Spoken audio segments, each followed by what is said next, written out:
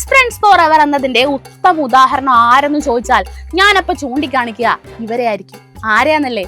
ആത്മാർത്ഥ സുഹൃത്തിന്റെ ചീഞ്ഞ സ്വഭാവങ്ങൾക്ക് കൂട്ടുനിന്ന് പ്രൊട്ടക്ട് ചെയ്യുന്ന ഒരാളെ ഫ്രണ്ടായിട്ടൊക്കെ കിട്ടാൻ പാടുള്ള ഈ കാലത്താണ് രാഹുൽ മാങ്കൂട്ടത്തിന് ഷാഫിഖിനെ കിട്ടുന്നത്.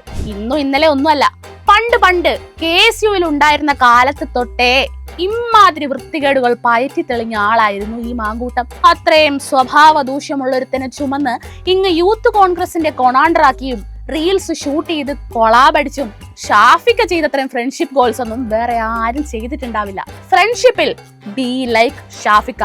ഞാൻ രാഹുലിനെ പറയുന്നതും ആയാസപ്പെട്ട് പറയുന്നതല്ല, അഭിമാനത്തോടെ അയാൾ കടന്നു വന്ന വഴികളെ പറ്റിയാണ് ഞങ്ങൾ പറയുന്നത്. ഞാൻ അദ്ദേഹത്തെ ഇൻട്രൊഡ്യൂസ് ചെയ്യാൻ വേണ്ടി പാലക്കാട്ടെ പബ്ലിക്കിന്റെ അടുക്കിലേക്ക് പോകുമ്പോൾ അവർ പറയുന്നത് വി നോ ഹിം. ഇനി എന്റെ ചോദ്യം ഇതാണ്, അപ്പൊ ആരാണ് ശരിക്കും വില്ലൻ?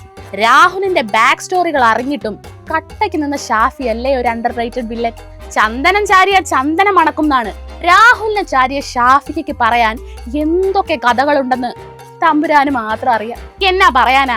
ഇൻസ്റ്റഗ്രാമിൽ കുറച്ച് ഫോളോവേഴ്സും ലൈക്കും ഉണ്ടെന്ന് പറഞ്ഞ് കമന്റ് സെക്ഷൻ നിറയ്ക്കുന്ന ഷാഫിക്കേന്റെ രാഹുലിന്റെ വെട്ടുകിളി കൂട്ടത്തിനൊന്നും പറഞ്ഞാലും മനസ്സിലാവൂലെന്നേ. എന്നാലും എനിക്ക് ഇത്ര പറയാനുള്ളൂ, രാഹുൽ മാങ്കൂട്ടത്തിന്റെ അറസ്റ്റില് ഷാഫിക്കേനെ ആരും മറക്കല്ലേ.